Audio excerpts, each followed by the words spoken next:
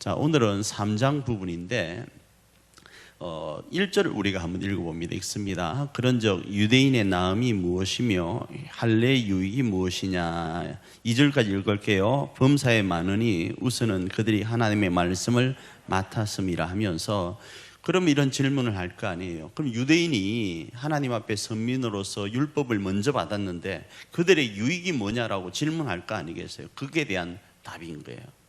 여러 가지 많은 것들이 있는데 그것은 하나님의 말씀을 맡은 자예요. 그리고 하나님의 말씀을 행하게 하려고 말씀을 허락하신 그거 자체가 뭡니까? 엄청난 그 특권이라고 할 수 있는 거죠. 우리에게 허락된 이 모든 것들은 선민적인 부분으로 바라보면 하나님이 이 석천이라는 그 하나님의 어떤 공동체를 우리에게 맡겼다고 하면 다른 사람에게 맡긴 건 아니잖아요, 그죠? 그럼 이게 우리에게는 부담이 될 수도 있지만 특권인 거예요. 그렇게도 적용할 수 있고 가정도 그렇게 적용해 나갈 수 있습니다. 그러나 그걸 맡았다고 다 모든 것들이 유익한 것이 아니라 그 맡은 바에 대한 행위가 있어야 되는 거예요. 교회를 유지하기 위해서, 가정을 유지하기 위해서 내가 하나님께 받은 바에 행위적인 부분이 따라가 줘야 되는 거예요. 그러지 않으면 낭패를 볼 확률이 있습니다. 우리 3절 읽습니다. 어떤 자들이 믿지 아니하였으면 어찌하리요? 그 믿지 아니함이 하나님의 미쁘심을 패하겠느냐. 로마서를 제가 시작할 때 여러분 그런 말씀 드렸죠. 개역 개정판으로는 잘 이해가 안 될 수 있어요. 그래서 영어가 좀 되시면 영어 버전을 보면 이해가 잘 돼요. 뭐 헬라어를 보라는 이야기는 아니고요. 영어 버전을 보면 이해가 좀 더 되고, 영어 버전을 보기가 좀 어려우면 여러분 저 어플에 보면 요즘 다른 버전들이 있어요. 개역 개정판, 우리말 성경, 공동번역, 새번역, 뭐 현대인 성경 이런 것들이 있잖아요. 그걸 보면 이 말이 문맥적으로 좀 이해하기 쉽게끔 이렇게 해놨어요. 그래서 그 버전을 보시면 조금 이해하는 데 도움이 될 겁니다. 자, 먼저 3절이 무슨 말인가 하면 이 율법의 약속을 받았어요. 누가? 유대인이요. 받았는데 이들 중에 몇몇이 이 약속을 이행치 않는 거예요. 이 약속을 어기는 거예요. 어기면서 무슨 말을 하는가 하면 재밌는 표현들이 이제 좀 있는데 4절 먼저 보고 제가 설명을 좀 드릴게요. 4절이 읽습니다. 그럴 수 없느니라. 사람은 다 거짓되되 오직 하나님은 참되시다 할지어다. 기록된 바 주께서 주의 말씀에 의롭다함을 얻으시고 판단받으실 때에 이기려 하심이라 함과 같으니라. 이러니까 안 들어오죠, 그죠? 이 내용을 제가 설명하려고 하는 거예요. 3절까지요. 무슨 말을 하는가 하면 자기들이 지금 그 율법대로 행하지 않잖아요. 행하지 않으니까 어떤 일이 벌어지는가 하면 우리가 행하지 않으니까 도리어 우리의 행하지 않음으로 인해서 하나님이 행하시는 모습이 드러나는 거예요. 요 4절 말씀은 내가 거짓되죠. 이진철이가 거짓됩니다. 예를 들어서 거짓되면 상대적으로 옆에 있는 누군가가 뭐하게 보입니까? 옳게 보일 수 있잖아요. 이 사람이 별로 안 옳아요. 근데 내가 더 나쁜 짓을 하면 할수록 상대적으로 이 사람이 더 부각되겠죠. 그 이야기를 하는 거예요. 이들이 하나님의 율법을 지키지 않으면서 자기들이 어겼는데 봐봐, 내가 율법을 어겼지. 어기니까 하나님이 얼마나 그렇게 더 보여. 그러니까 나 죄가 없는 거예요. 이런 논리를 편다 이거예요. 이게 마리아의 방구예요. 그 이야기를 지금 하고 있는 겁니다. 그래서 그럴 수는 없다라는 거예요. 사람은 거짓되어도 하나님은 참되셔서 사람의 어떤 것에 따라서 하나님이 더 올라가고 내려가고 하지 않는다라는 거예요. 사람의 거짓됨으로 하나님이 더 참되시지 않는다는 거예요. 하나님은 원래부터 무엇이기 때문에? 참이시기 때문에, 불변하시고 진리시기 때문에 그런다라는 거예요. 그러면서 이게 기록된 바가 어디에 있는가 하면 시편 51편 4절에 있습니다. 한번 읽어봅니다. 내가 주께만 범죄하여 주의 목전에 악을 행하여 싸우니 주께서 말씀하실 때 의로우시다 하고 주께서 심판하실 때 순전하시다 하리이다. 이 말이 보면 내가 죄를 지었습니다. 그러나 내가 주님께 가면 내가 의롭고 내가 옳습니다. 이렇게 이해될 수 있어요. 그죠? 그래서 제가 세 번역을 써놨죠. 읽습니다. 주님의 판결은 옳으시며 주님의 심판은 정당합니다. 내가 죄를 지어 하나님께 가니까 하나님의 재판하시는 그 모든 것들은 정당하고 옳다라는 거예요. 주의 재판은 참이라는 거예요. 그 이야기를 지금 하고 있는 거예요. 이걸 지금 우리 로마서 3장 4절에서 언급하고 있는 겁니다. 자, 그러면서 5절 한번 읽어봅니다. 5절. 그러나 우리 불의가 하나님의 의를 드러내게 하면 무슨 말하리요? 내가 사람의 말하는 대로 말하노니 진노를 내리시는 하나님이 불의하시냐? 6절까지 결코 그렇지 아니하니라. 만일 그리하면 하나님께서 어찌 세상을 심판하시리요? 이렇게 되어 있는데, 자, 5절에 절대 그럴 수 없다고 이야기를 하니까 사람들이 또 변명을 합니다. 죄에 대해서 궤변을 펼치는데 아까 조금 전에 그 내용에 대한 이야기를 하는 거예요. 조금 전에 똑같은 내용이에요. 지금요, 내가 불의한 것으로 인해서 하나님의 정당성과 의로움이 더 올라가는 거예요. 하나님의 선하심이 나로 인하여 더 부각된다고 자기들이 궤변을 펼치는 거예요. 하나님의 선하심을 부각시키려고 우리가 죄를 짓고 우리가 하나님 앞에 의롭지 못한 모습이 있었기 때문에 우리는 정당하다라는 거죠.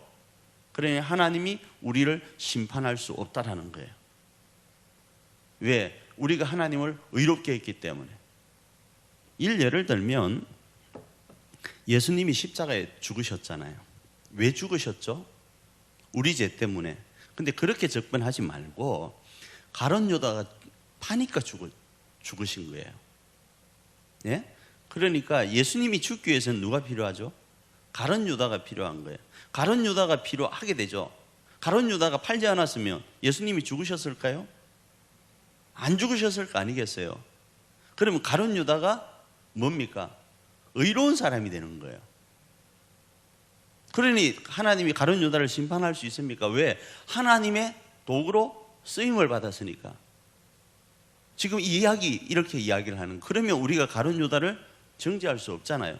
본디오 빌라도에게 고난을 받아서 십자가에 죽으셨는데 본디오 빌라도가 예수님을 십자가에 못 박으라고 언도를 내렸어요. 근데 빌라도가 없었으면 예수님이 죽었을까요? 안 죽었죠. 그죠? 그러니까 빌라도는 예수님을 우리를 위해서 구원자로 되게끔 하신 우리의 은인이 되는 거예요. 이게 마리아의 방구예요. 지금 그 이야기를 하고 있다 이거예요. 하나님은 우리의 어떤 것에 따라서 이렇게 되고 저렇게 되는 분이 아니라는 거예요. 하나님은 스스로 선하시고 스스로 참되신 분이라는 거예요. 그런데 이들은 지금 그렇게 변명하고 있다라는 거예요. 참 재밌는 부분입니다. 그래서 하나님은 세상을 심판할 수 없다, 뭐 그런 내용이에요.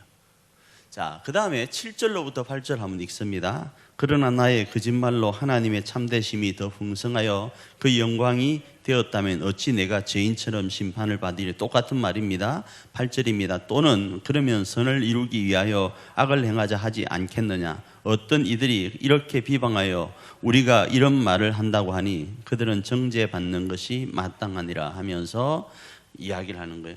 하나님의 내 거짓으로 인해서 하나님의 그 의롭고 선하심의 그 진정성이 더 드러나면 우리는 어떻게 해야 되겠습니까? 나의 죄된 부분으로 하나님의 정당성이 드러나면, 진정성이 드러나면 우리는 더 죄 짓는 대로 가는 게 옳지 않겠어요? 하나님의 영광을 더 높이기 위해서는 교회 다니는 사람들은 교회 안 다니는 사람들보다 더 어떻게 해야 되겠어요? 더 죄를 많이 지어야 하나님의 의로움이 더 드러날 거 아니겠어요? 지금 이 논리대로 하면 안 그런가요? 이게 지금 마스크를 쓰고 있으니까 진짜 헷갈려 죽겠습니다. 그 논리를 펼치는 거예요. 예수님 믿는 사람들, 교회 다니는 사람들은 다 뭘 해야 되는가? 하나님 믿으니까 하나님의 의로움을 드러내기 위해서 거짓말도 더 많이 해야, 나쁜 짓도 더 많이 해야 되는 거예요. 그래야 하나님이 더 높임을 받으니까. 이 논리대로 하면. 이러면서 이들이 뭘 하겠습니까? 나쁜 짓을 하는 거예요. 주일날 유다서를 다뤘잖아요. 유다서를 다룬 그들도 마찬가지. 내가 이미 이제 구원을 하나 받았어요. 구원을 받았으니까 이제 구원하고는 끝난 거야. 끝났으니까 나는 뭘 하자고 하는가 하면 마음대로 살아야 되는 거야. 이미 나는 천국 가니까. 유다서가 그런 내용이에요. 그걸 가르치는 거짓 교사들한테 경고하는 내용이었거든요. 그리고 우리는 이렇게 살자였어요. 이미 나는 천국 가는 사람이고 이미 나는 하나님께 붙들림 받은 사람이니까 내가 가정생활을 나쁘게 하든 교회생활을 나쁘게 하든 어떻게 살아든 이미 천국 가니까 흥청망청하다가 이 땅 그냥 내 육체적으로 즐기다가 오늘만 살다가 그냥 확 죽자. 왜? 우리는 천국 가니까. 거기에 대한 지적이 유다가 하고 있는 거예요. 여기도 그런 거예요. 그러면서 하는 말이 자기들도 그 일을 행할 뿐 아니라 바울 보고도 바울이 그런 내용을 전한다고 또 거짓으로 또 이야기를 하는 거예요. 그러자 바울이 마지막 부분으로 이런 말을 하죠. 그들은 정죄받는 것이 마땅하다고 이야기를 하는 거예요. 자, 그 다음 9절로 10절 말씀입니다. 자, 읽습니다. 그러면 어떠하냐? 우리는 나으냐?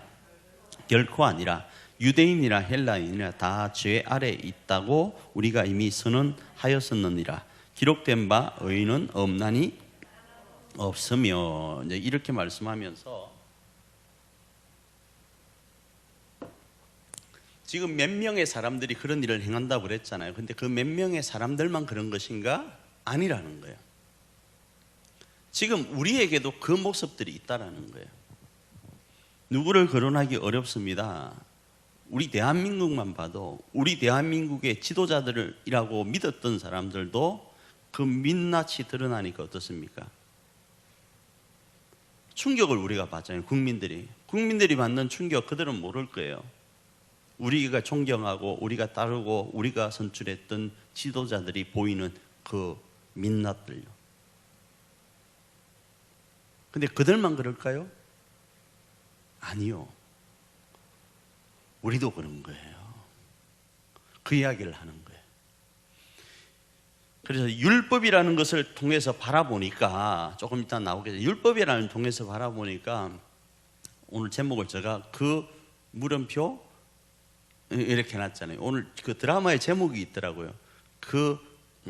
그입니다. 이 드라마 제목이 있더라고요. 똑같은 거예요. 우리가 실상 저 사람과 상대적으로 비교하면 우리가 때로는 어떤 부분에 조금 나을 수 있을지 몰라요. 어떤 부분에서 못할 수 있고요. 그러나 하나님의 율법이라는 그 아래서 바라보면 우리는 도찐개찐인가요? 도토리 기적이에요. 그 이야기를 하는 거예요. 그래서 유대인이나 헬라인이나 그놈이라는 거예요. 하나님의 율법 아래서. 그래서 기록된 바, 그러니까 어떤 구약 성경에 의인은 없나니 하나도 없다고 하면서 11절부터 그 의인은 없는 그 사람의 모습을 이제 적나라하게 표현을 할 거예요. 자, 시편 14편 1절로 3절입니다. 이게 그 10절의 말씀에 대한 내용이에요. 10절과 11절, 12절 대한 내용입니다. 한번 읽어볼까요? 시편 14편 1절로 3절. 어리석은 자는 그의 마음에 이르기를 하나님이 없다 하는도다. 그들은 부패하고 그 행실이 가증하니 선을 행하는 자가 없도다.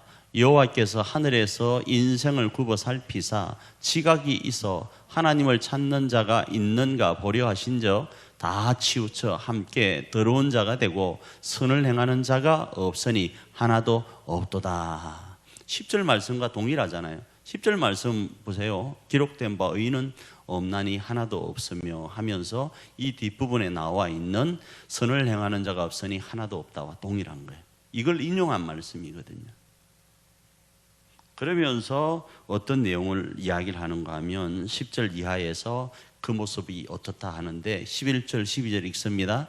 깨닫는 자도 없고 하나님을 찾는 자도 없고 다 치우쳐 함께 무익하게 되고 선을 행하는 자 없나니 하나도 없다 하면서 조금 전에 말씀드렸던 시편 14편 말씀을 그대로 또 적용하잖아요. 그죠? 그러면서 이제 구체적으로 나갑니다. 읽습니다. 그들의 목구멍은 열린 무덤이요 그 혀로는 속임을 일삼으며 그 입술에는 독사의 독이 있고 그 입에는 저주와 악독이 가득하고 그 발은 피 흘리는데 빠른지라. 여기서 그 목구멍은 열린 무덤이요, 이 말은 그 무덤이 열려 있으면 어떤 일이 벌어지죠? 우리처럼 이렇게 매장 문화가 아닌 그곳에서는 돌을 옮겨가지고 막고 열고 하잖아요.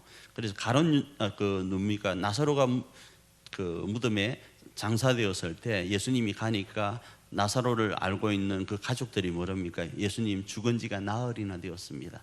왜? 열면 뭐 난다고요? 냄새 난다고요. 근데 그게 열린 거예요. 우리의 몸, 이 목구멍으로부터 나오는 모든 것들은 어떤 모습인가? 의인이 없는데 그 의인이 없는 우리의 모습은 열려있는 무덤과 같다는 거예요. 어제 제가 갑자기 고기가 먹고 싶은 거예요. 제가 한 달에 한 번이나 두 번 정도밖에 고기를 안 먹습니다. 육고기요. 저는 고기 먹으면 생선이라고 그랬잖아요. 그러면 고기는 무조건 생선이잖아요. 근데 요즘 들어서는 체질이 바뀌는지 사모님은 고기를 일주일에 두세 번 최소 먹어야 되고 저는 한 달이 넘도록 육고기는 잘 안 먹어요. 근데 요즘 사모님이 고기를 잘 안 먹고 간혹 제가 그냥 육고기가 먹고 싶은 경우가 생겨서 사모님이 저에게 그러는 거예요. 체질이 바뀌는 모양이다. 그런 이야기를 해요. 그래서 어제 이제 제가 고기를 사모님이 시장 가서 좀 사가지고 수육을 했어요. 수육을 하고 나서 수육하고 먹으면 좀 느끼하잖아요. 그럼 뭘 먹죠? 요즘 나오는 거, 그 쫑대라고 쫑 있잖아요. 쫑 열리는 거 이런 거 있잖아요. 마늘을 구워 먹질 않고 얇게 이렇게 슬라이스처럼 잘라서 센 걸로 먹었어요. 그 몇 개 먹으니까 그 고기 먹을만 하잖아요. 그리고 먹고 나서 사모님 옆에 가니까 난리를 피우는 거예요. 왜? 오지 말라고. 입 좀 다물래. 왜? 입냄새 난다고. 마늘 먹고도 옆에 못 가요. 여기서는 지금 목구멍이 열린 무덤이라는 거예요. 그리고 그 혀로는 속임을 일삼고요. 그 입술에는 독이 있대요. 지금 이 구조만 가지고 설명을 하는 거 아니겠어요? 이 구조만 가지고 했을 때도 우리의 민낯이 어떻는지를 이야기하고 있는 거예요. 여기에 대해서 모든 사람이 자유로울 것 같습니까? 그렇지 않아요. 부지불식 중에 내가 내뱉은 말 한마디 때문에 가장 내가 사랑하는 내 가족이 상처받아 있어요. 여러분과 저는 몰라요. 그런데 그들 속에는요, 그 상처가 자리하고 있어요. 정말로요. 어느 순간 그것이 드러날 때가 있을 거예요. 나도 모르는 중에 했던 그 말 한마디가요. 16절로 17절 말씀 읽습니다. 파멸과 고생이 그 길에 있어 평강의 일을 알지 못하고 그들의 눈앞에 하나님을 두려워함이 없느니라 함과 같으니라 하면서 그 결과가 어떻게 되는가 하면 파멸과 고생이 길로 걸어가게 되고 그리고 평강의 길을 알지 못하는 거예요. 어쩌면 반대로요. 평강의 길을 알지 못하다 보니까 파멸과 고생의 길을 걸어가고 그 파멸과 고생의 길이 지금 열린 무덤과 여타한 모든 모습인지도 모르고 살아가는 거예요. 그러면서 18절 부분에 그들의 눈앞에 하나님을 두려워함이 없는 거예요. 이게 왜 중요한가 하면 저 개인적으로 어떤 누군가의 그 두려워하는 대상이 없으면 저는 누군가도 그냥 무시할 수 있을 거예요. 그러나 내가 두려워하는 누군가가 있으면 그 두려워하는 누군가로 인해서 주어지는 제재는 내가 수용하게 돼 있잖아요. 우리 자녀들도 마찬가지잖아요. 부모님이 두렵고 부모님의 말씀을 따라야 된다라는 그게 있을 때는 누구 말은 안 들어도 부모님 말씀은 듣게 돼 있잖아요. 근데 그게 사라져버리면 사람은 자신이 가지고 있는 내면의 그 왜곡된 본성, 죄성대로 행하면 사람 감당할 수 있는 것 없을 거예요. 그런데 이들이 하나님을 두려워함이 없는 거예요. 두려워함이 없으니 어떻게 합니까? 자기 소견에 오른 대로, 자기 기분대로 행할 수밖에 없다 이겁니다. 그 중에 우리가 하나님을 두려워한다라는 고백, 여호와가 우리 하나님이라고 고백하는 그게 뭔가 하면 예배인 거예요. 매 순간마다 나와서 하나님 앞에 예배하는 거고요. 그래서 간혹 뭐 여러 가지로 정의할 수 있겠지만 예배가 내가 은혜를 받고 안 받고가 중요한 게 아니에요. 내가 하나님 앞에 여호와가 하나님 되심을 고백하는 자리로서 내가 나온 게 중요할 수 있어요. 간혹 예배에 성공하기 위해서 설교자의 설교나 그 기도자의 기도나 찬양하는 이들의 찬양에 내가 은혜 받으면 오늘 예배 성공했다고 생각할 수 있어요. 그러나 그것보다는, 물론 그것도 중요할 수 있을지 모릅니다. 그러나 그것보다는 내가 하나님 앞에 얼마나 하나님을 두려워하며 그 예배 자리에서 하나님을 고백했느냐가 더 중요할 수 있어요. 예배가요. 그래서 주일이나 내가 하나님 앞에 고백하는 그것은 구별하여 지키는 거예요. 11조도 마찬가지, 그런 개념이에요. 하나님 돈 많으시다니까요. 하나님은 아스팔트도 다 보석으로 해놨다 그러잖아요. 흔히 말하면 하나님 돈 필요 없으세요. 근데 그 돈을 우리로 11조라는 걸 통해 바치게 하시는 거예요. 왜일까요? 하나님을 두려워하는 것, 하나님을 인정하는 모습을 고백하게 하는 거예요. 19절로 20절입니다. 읽습니다. 우리가 알거니와 무릇 율법이 말하는 바는 율법 아래에 있는 자들에게 말하는 것이니 이는 모든 입을 막고 온 세상으로 하나님의 심판 아래에 있게 하려 함이라. 그러므로 율법의 행위로는 그의 앞에 의롭다 하심을 얻을 육체가 없나니 율법은 죄를 깨달음이라 하면서, 그러면 율법에 그 주어진 기능이 뭐냐 이거죠. 율법의 기능이 뭔가 하면 율법의 기능은 죄를 깨닫게 하는 데 있는 거예요. 그 율법을 지켜서 의롭다 될 수 있는 것이 아니라 죄를 깨닫게 하는 것. 하나님이 정한 법 안에서 우리의 연약함, 하나님이 정하신 하나님 나라의 그 의에 도달할 수 없는 약한 존재인 것을 깨닫게 하는 데 있는 거예요. 21절 말씀, 22절 말씀 읽습니다. 이제 율법 외에 하나님의 한 의가 나타났으니 율법과 선지자들에게 증거를 받은 것이라. 곧 예수 그리스도를 믿음으로 말미암아 모든 믿는 자에게 미치는 하나님의 의인이 차별이 없느니라 하면서, 그러면 그 율법 외에 방법이 있어야 될 거 아니겠어요? 그 방법을 지금 성경은 딱 제시하는데, 그 방법, 새로운 방법, 새로운 길이 열렸는데, 그건 한 의가, 우리를 의롭게 하는 한 의가 주어졌는데, 그 의는 1장에 나온 것처럼 율법과 선지자들에게서 증거를 받은 거예요. 그들이 증언하기도 하고 그들의 삶을 통해서 증명해 내려고 했던 의예요. 그 의가 뭔가? 바로 예수 그리스도라는 거예요. 그게 1장에서 선포되고 이야기됐잖아요. 그죠? 복음에는 하나님의 의가 나타나서 믿음으로 믿음에 이르게 한다 하면서, 그 복음이 뭔가? 그거는 혈통으로는 다윗의 자손, 성결의 영어로는 그 죽은 자 가운데 부활하신 그 내용을 이야기를 하고요. 그죠? 그 이야기를 하면서 지금 그 복음이 뭔지를 다시 한번 언급하는 거예요. 이건 율법으로는 도달할 수 없는 하나님의 의에 도달할 수 있는 새로운 길인 거예요. 그런데 율법에는 조금 전에 우리가 언급한 것처럼 유대인이나 헬라인이나 약간의 차별적인 부분이 있습니다. 없지만 차별적인 게 있어요. 왜? 율법이 유대인들에게 주어졌거든요. 헬라인에게는 안 주어졌잖아요. 그러면서 유대인들에게는 유익된 게 있는데 말씀을 맡은 자인 거예요. 그 이야기를 하잖아요. 그런데 그래서 어떻게 보면 유대인들만 선민이고 헬라인은 선민이 아닌 좀 이렇게 구분되어 있는 느낌이 들 수 있는데, 이곳에는 더 특히 차별이 없는 거예요. 헬라인이나 유대인이나 그 하나님의 새로운 길인 의, 예수 그리스도를 믿으면 모두가 하나님의 의에 이르게 된다라는 거예요.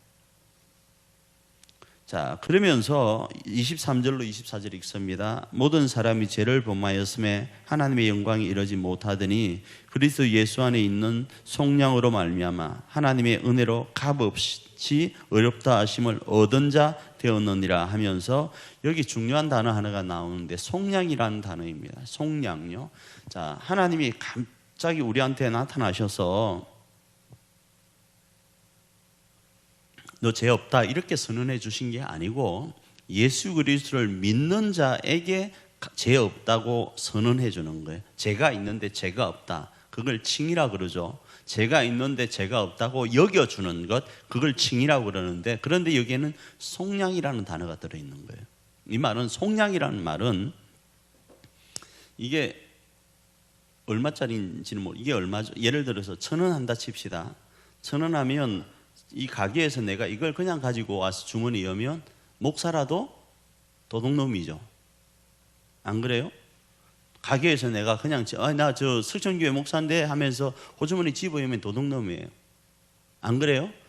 근데 내 석천교회 목사입니다 하고 집어였는데 저 사람이 잡으려고 이거 그래서 어째서 우리 가게가 뭔 상관인데 예를 들어 그런데 우리 사모가 뒤따라오면서 여기 1,000원 있어요 내주면 이 값을 대신 내주면 어떻게 되죠? 그냥 내가 가지고 나가도 되잖아요. 이해되죠? 대신 내준 걸 뭐라고 하는가 하면 속량이라 그래요. 그걸 좀 다른 말로 대속이라 그래요. 대신 속량해 준 거예요. 여기 속량에는 그 단어가 포함되어 내가 감당해야 될 그 죄에 대한 대가, 죄에 대한 책임을 예수님이 대속해 주신 거예요. 십자가라요. 그걸 우리가 믿는 거예요. 그러니까 예수님의 이름을 믿는 게 아니고 예수님이 내 죄를 뭐 했다고요? 대신 지고 십자가를 지셨다라는 것을 믿는 거라고 이야기하는 거예요. 그러니까 그러려면 내가 죄인이라는 사실을 고백해야 될 거 아니겠어요? 내가 죄가 있고 그 죄를 내가 온전히 죄의 값을 감당할 수 없는 연약함을 하나님 앞에 두렵고 떨림으로 고백하는 것이 되는 거예요. 그러면 어떻게 되겠습니까? 그 죄를 내가 다시 지을까요? 짓지 않을까요? 안 지으려고 몸부림치지 않겠어요. 왜? 그 죄의 그 책임과 무거움을 내가 아니까. 그냥 단순히 예수를 믿는 게 아니고요. 이게 1,000원짜리라 그렇죠. 이게 10억짜리라고 칩시다. 그래 가다가 훔쳐가다가 잡혔어요. 그래 가는데 이게 깨져버렸어요. 안 깨지면 또 여러분도 갖다 주면 될 거 아니냐고 할 것 같아서 이게 깨져버렸어. 이제 어떻게 돌려주지도 못해요. 10억을 내가 감당하기가 어려운, 내 힘으로는 감당하기가 어려운 거예요. 그래서 하는 말, 그 사람이 예를 들었어요. 너 손톱 하나하나를 빼버릴 거야. 왜? 10억치를. 네 껍질 하나하나를 찢을 거야. 왜? 10억치를.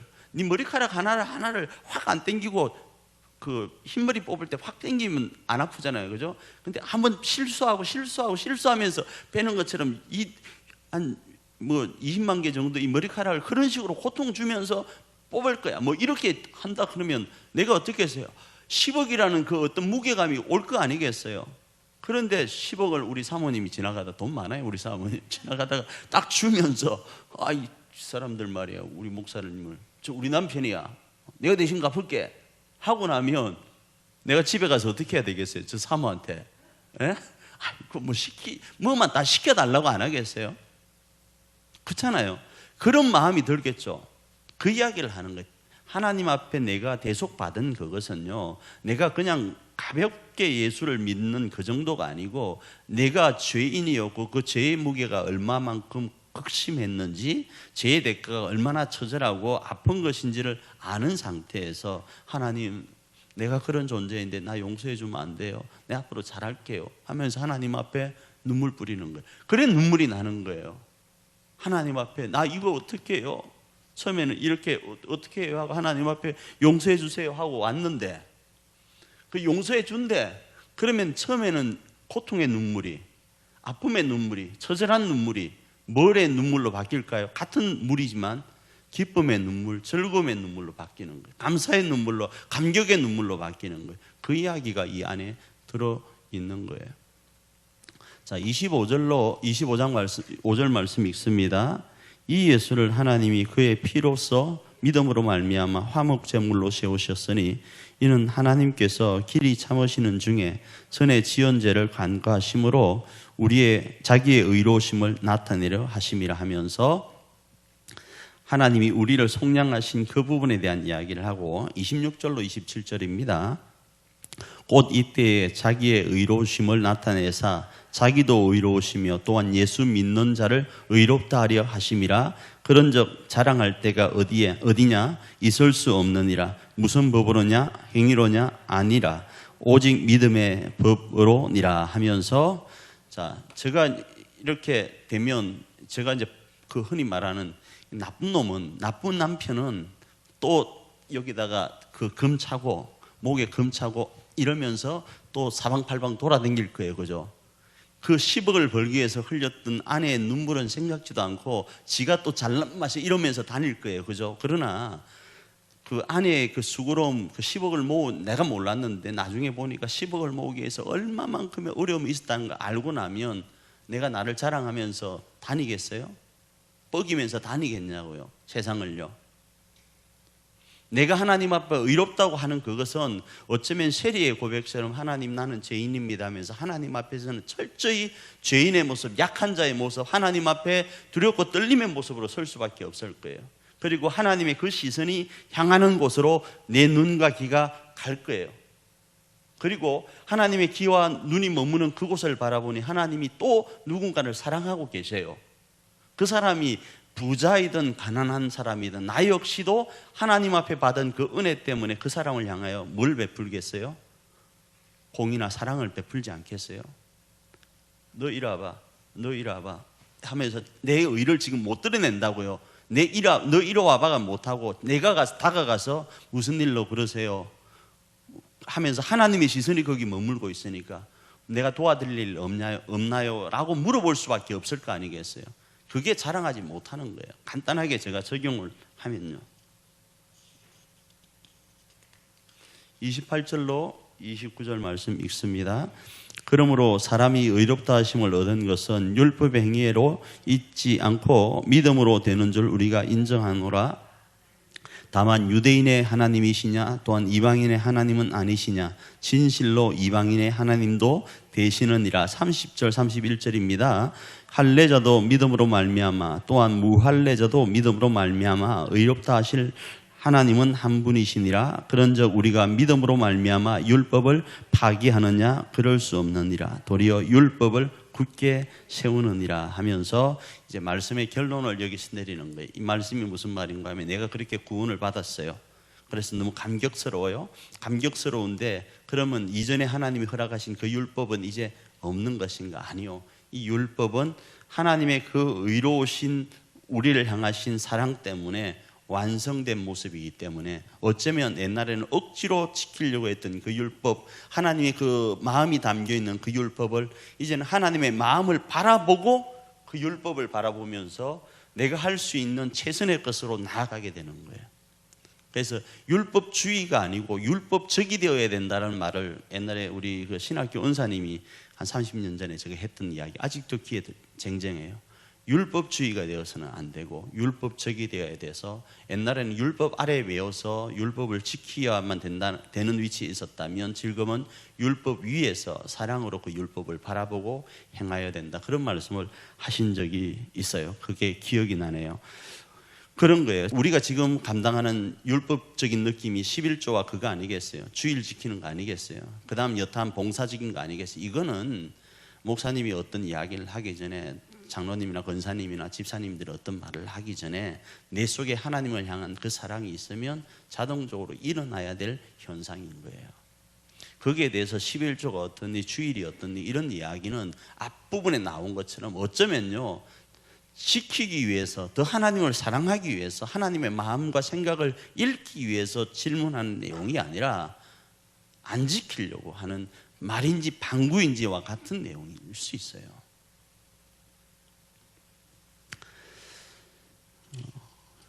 혹시 여러분들은 지금 로마서 3장을 읽으면서 어떤 마음이 드셨나요? 저는 그 속에 하나님의 마음이 읽혀져요. 지금 시대적 상황도 마찬가지고 저희 모습 속에 드리워졌던 죄된 모습도 있고요. 그 속에서 하나님 앞에 내가 목사로까지 설 수 있었던 그 내면을 바라보면 사람 앞에 설 수 없는 존재일 수도 있잖아요. 그렇잖아요, 그죠? 그런데 그 모든 것들을 대신 담당하시고 거룩한 하나님의 이 복음을 모르는 이들에게 알릴 수 있도록 하셨다. 이건 어마어마한 특권인 거예요.